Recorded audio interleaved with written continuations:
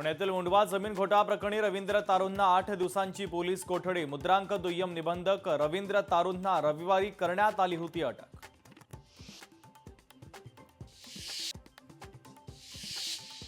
सोलापुरातील 103 वर्षापूर्वीचा असलेला ऐतिहासिक उड्डाणपूल पाडला जाणार। त्यामध्ये अनेक ठिकाणी 35 कोटी खर्च करून नवीन उड्डाणपूल बांधण्यात येणार।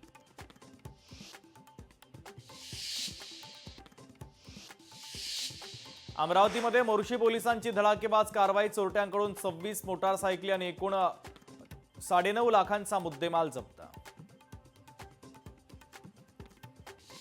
पुण्यातील भूमकर पुलाजवळ 2 ते 3 वाहनांचा विचित्र अपघात। अपघातामध्ये एक जण किरकोळ जखमी।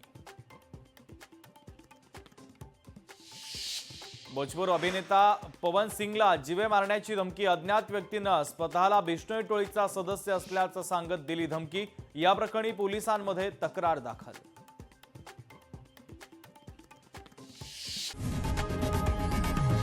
लोकशाही मराठी ऐका, पहा, जागरूक रहा।